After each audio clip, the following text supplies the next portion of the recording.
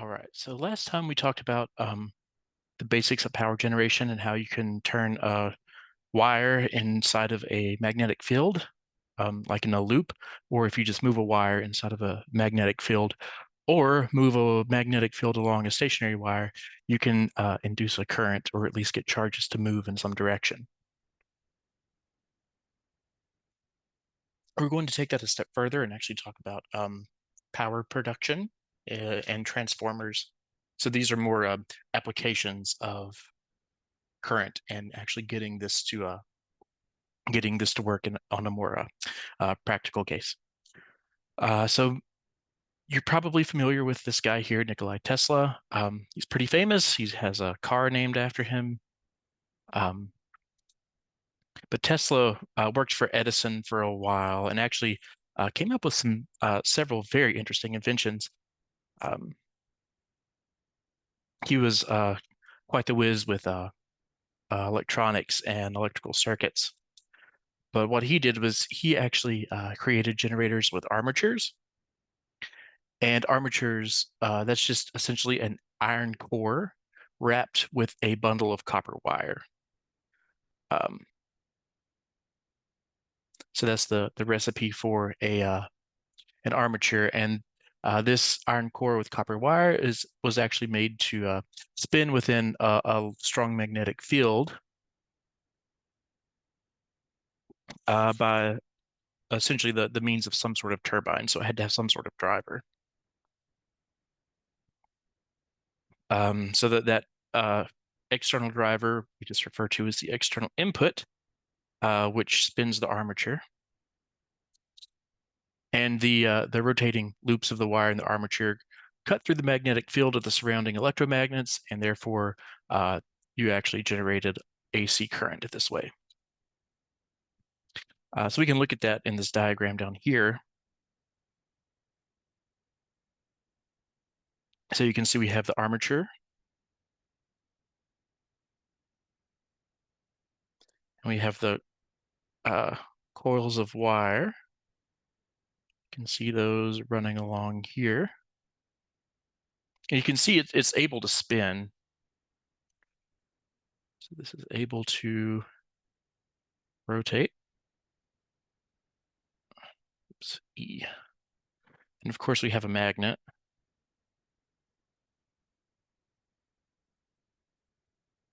So you can see this thing is going to spin inside this magnetic field. I don't know which way this magnet is pointing. We can just call this north and south. And as this coil spins, a coil moving inside the magnetic field like that will generate a current.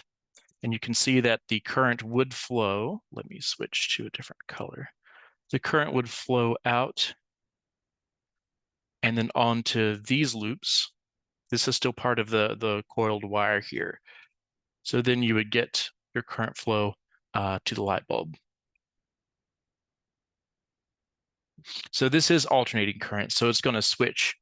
It will go back and forth depending on what time you're looking, right? Because it's got like I don't know, it's the frequency that it switches will actually depend on how fast the input comes in. So it's hard to say exactly how fast this current would be. So all this is driven by some sort of external force. Here it's just steam being forced into this fan. And then that hot steam is going to turn the fan, and that's how you get that rotation. So we're going from mechanical energy in to electrical energy out.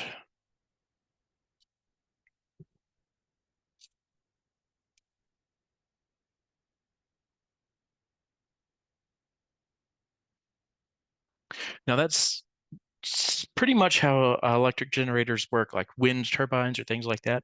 That design's still pretty used today. There's another one. It's way more fancy. Um, it's called a magnetohydrodynamic generator, or just a MHD for short. These are a little more sci-fi because it uses a high-speed plasma.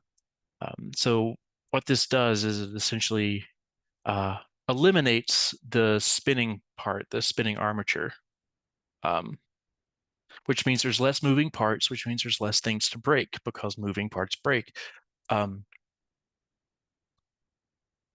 so essentially how this works is you just take this plasma of electrons and positive ions and just move them through a magnetic field. And then because of Newton's third law, equal opposite reactions, you actually get some thrust that way. So a lot of these are actually used for propulsion or going to be used for propulsion in space travel. So this is actually used for propulsion. So think space travel. But if you use this high-speed plasma and actually separate the electrons and positive ions, you essentially make a battery out of this plasma. So how you're inducing that current is actually just the motion of the charges through the magnetic field. So you essentially have a current. It's just the charges are not in a wire. They're just flying through a vacuum or empty space. Um, yeah, so this does give rise to a voltage and a flow of current. It's just not in a wire.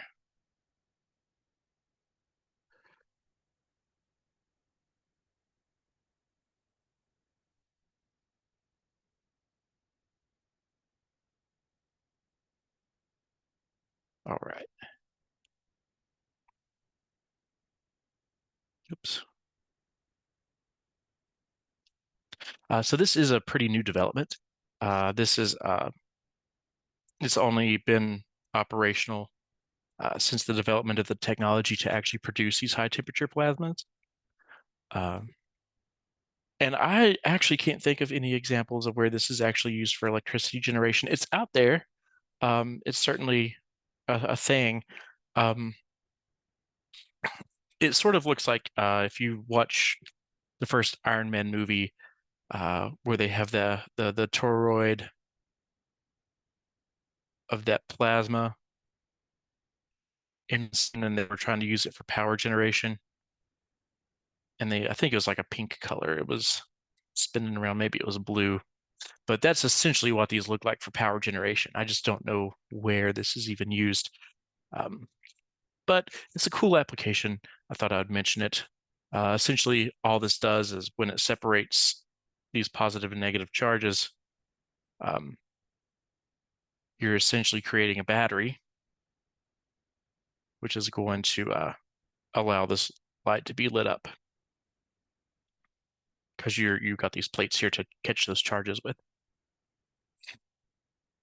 Okay, so that's a little bit about how generators work. Now we just need to talk about transformers. Um, so energy can actually be transferred from one device to another without physical contact. So this is wild. Um, Maybe you guys have been to the airports where they have the wireless charging stations for your phones. You can just lay your phone down and it will actually charge. Of course, your phone's lying on a surface, but there's no connection inside the phone to there's no wired connection to the battery.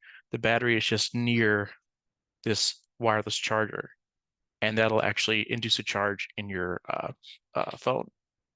So it can be done to actually transfer energy like this without actually touching. And the most basic way to do that is essentially you just take two coils, one primary and one secondary. You place them beside of each other, just like over here in the picture.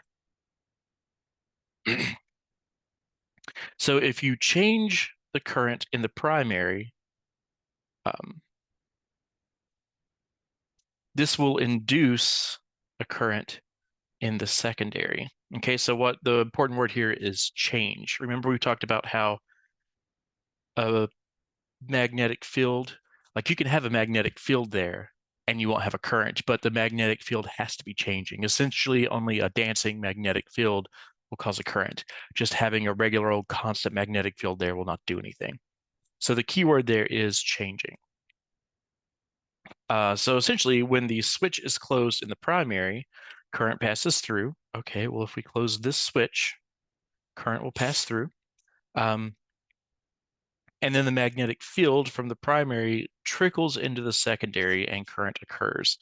So you can see if we close this switch, we'll complete the circuit, and then all of a sudden,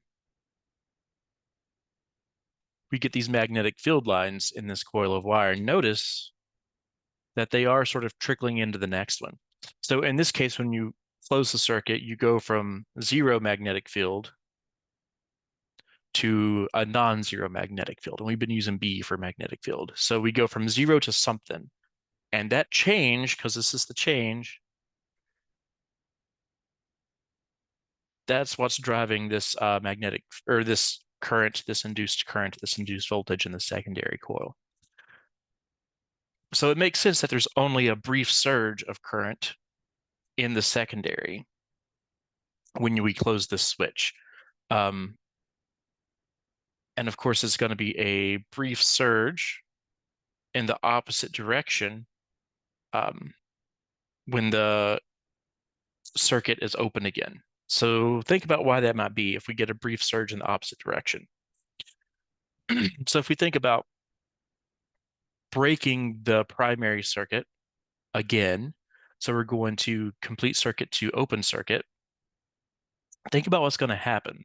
So in that case, we're going from having a magnetic field inside the secondary, we're breaking that, and then we're going to nothing.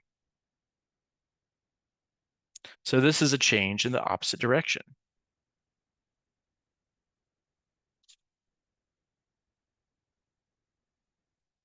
So that's why we would anticipate a brief surge in the opposite direction. So here's just a summary of sort of what we just laid out. I'll go through it again very quickly, but you should have no surprises on this slide. So yes, a magnetic field builds up in the primary, and this does mean that the magnetic field is changing about the primary, and that's where our change trickles into the secondary. So when the field in the primary reaches a steady state, okay, so when we start up this magnetic field, it is changing at first, but when it reaches its maximum value, it doesn't change anymore. Okay. As soon as this changes, the secondary goes to 0. There's no more voltage. So if the change in the primary stops happening, if that magnetic field is no longer dancing, then the voltage in the secondary is 0. So you only get changes. You can only see this meter here actually show changes when you're turning the primary on or off. If the primary's been on for a while, you're not seeing anything. And then, of course, the same thing happens again. If you break the circuit, you'll get that momentary spike as the change goes from magnetic field to nothing. But then once it gets to nothing, you lose that voltage. Now, something we can do to sort of get more bang for our buck is we can actually place an iron core inside the primary and secondary coils of the arrangement. And then the magnetic field within the primary is intensified by those magnetic domains inside the iron core. So you can see that here. Essentially, we're just going to slide that iron core in there, and we're going to get more bang for our buck. So of course, this electric field will then extend into the secondary, and you get way more electric field in there rather than just having two coils put side by side. So this setup is a transformer, and basically a transformer is just a device for transforming electric power from one coil to another by means of electromagnetic induction. So this is what they would look like inside some larger industrial circuits. Don't really have transformers in your phone because they're sort of big and bulky and heavy. So your transformer would be like the charging brick on your laptop. And if you were to take one of these apart, you would actually see primary and secondary coils in there. And I'm sure you've all seen these large buckets on the power lines back home, and those are actually transformers. So this actually will step voltage down as it goes into your home. Steps voltage down. Because normally you would transmit AC power on these power lines at a very high voltage. So you want to step that down before it gets into your house. Okay. So let's look at this one simple question. What exactly is transferred by a transformer, and what is transformed by a transformer? So we have what's transferred and what's transformed. So energy is transferred from one set of coils to another, right? So you could think about this in terms of conservation of energy.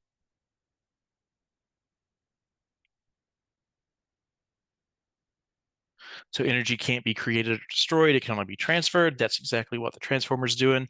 And then the voltage is transformed because we can step voltage up or step voltage down. We don't have to conserve that particular value when we go from one coil to another.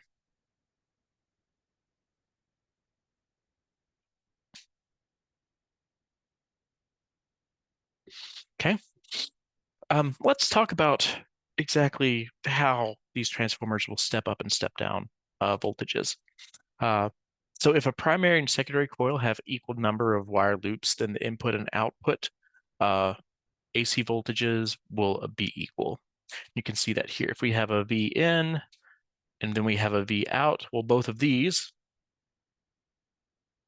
let's see, here we go. We have a V in, whoops, and we have a V out. Okay, well, in this case, there's one coil on either side. So that means V in has to equal V out. Okay. Oh, there we go. I skipped ahead one slide by accident. Okay, so V out, in equals out. We have one, there we go. Okay, so this is the case if they are equal. Um, but if the secondary coil has more turns than the primary, then the alternating voltage produced in the secondary will be greater than that is which is supplied by the primary. So you can see here, looks like we have 1 volt in, and we have one coil, but over here we have two coils. Okay, so that means we're going to get 1 volt here and 1 volt here. They're both going to get a volt each, right? Because they have separately they have one loop, but when you combine them, um, perhaps a better way to write this would be, let's see, perhaps we should write it this way first. We have one coil and one coil, two separate coils. There we go. Okay, now in this case, the voltage is going to be greater if we were to combine these. In this case, the voltage is going to be stepped up.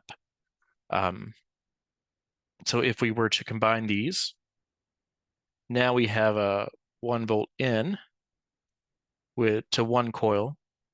This output voltage has two coils now because we combine them, and it turns out we have 2 volts out. So here, since we have more coils, that means V in is actually going to be less than V out. Now, the reason we want to do this is because stepped up voltage can actually be sent over longer distances. So you would want to step up your voltage if you're trying to transmit power over a long distance. Now, if the secondary coil has fewer turns, then what's going to happen is we're going to have a voltage coming out that's going to be lower. So if we had coils coming in this way, this is our Vn, then maybe this side had, I don't know, half the number of coils. If that's the case, then the voltage just steps down and we get a lower voltage out. So Vn would be greater than V out.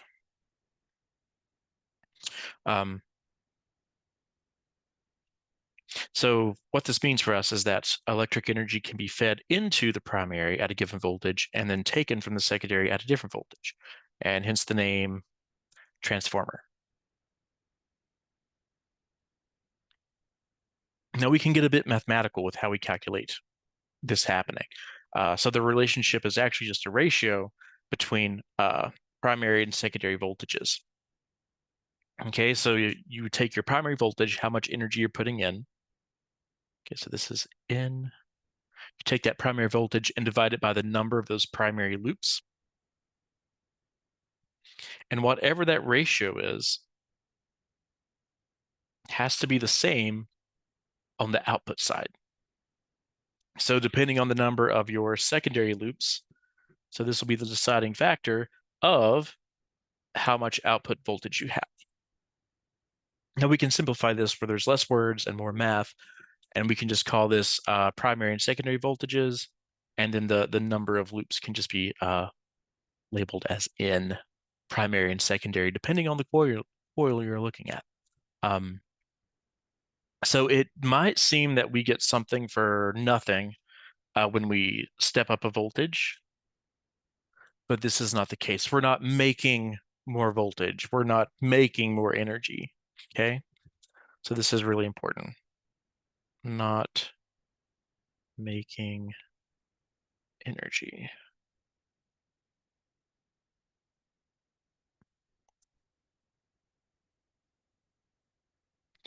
So when that voltage is stepped up, okay, so when V goes up, the current in the secondary coil is lower. So that's how we sort of balance this out. We're not making energy. We're not getting something for nothing. Even though we get more voltage, we lose current. Okay.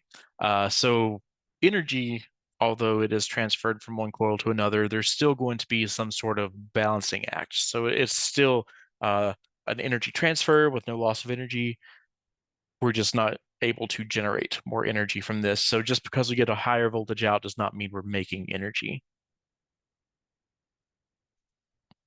Now, we do know that the rate at which this energy is transferred is called power.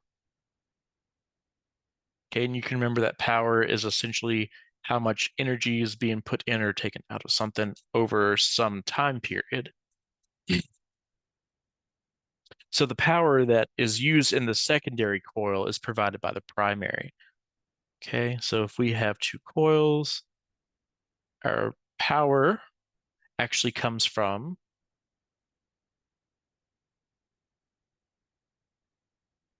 the primary.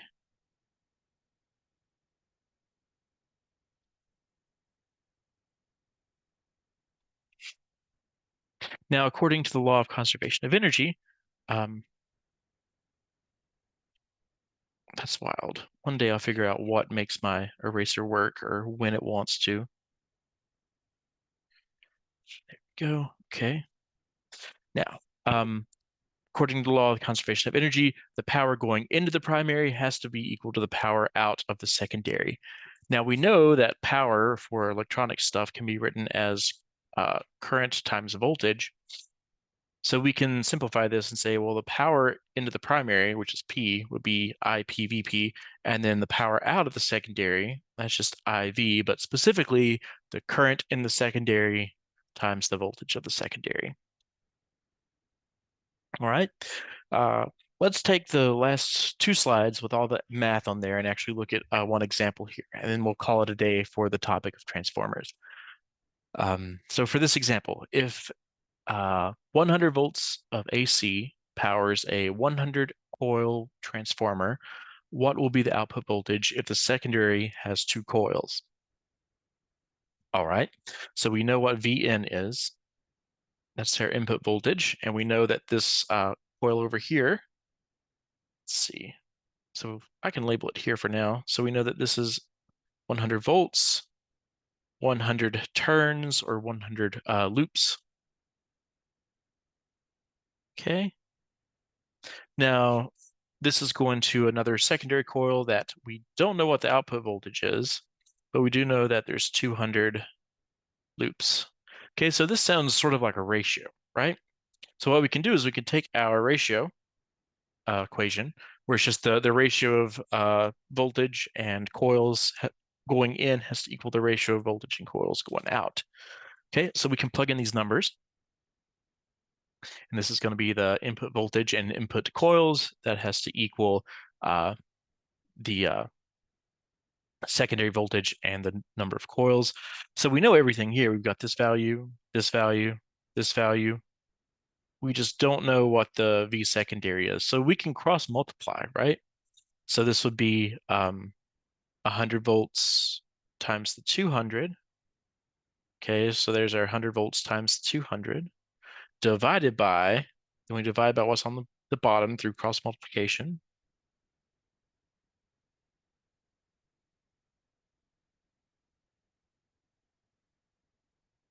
If you're a little rusty on that, I'll write it here.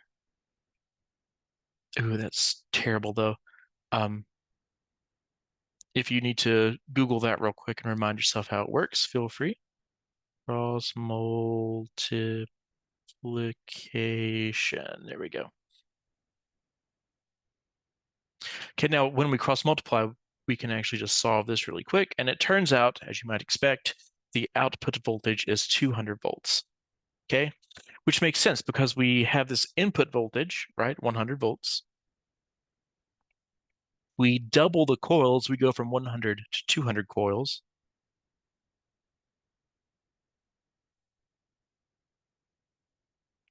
And it makes sense if we double the coils, then we're going to double the output voltage. Okay, now what if we were to take the secondary coil of 200 volts out and we connect it to a lamp with a resistance of 50 ohms? Okay, so that might look like the secondary is here. And this comes over to, I'm just going to draw a light bulb.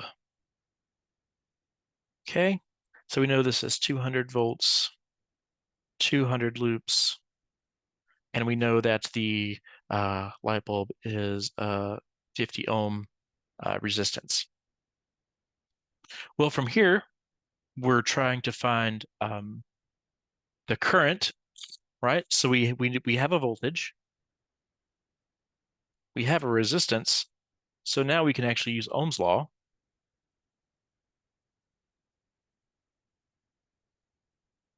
V equals IR to calculate the current. So we can solve for I, plug in what we know, voltage and resistance, and it turns out we get 4 amps of current going through this circuit. Now, if we wanted to know what the power output is of the secondary circuit, well, that's just P equals IV. We just talked about that on the last slide. We just calculated what the current was. We know that it's 4 amps. We know what the voltage in this secondary is. It's 200 volts. So multiplying these things together, we get 800 watts in the of power out of the secondary coil. So I will stop here. The next thing we'll talk about is essentially some examples and applications of self-induction and induction in general next time.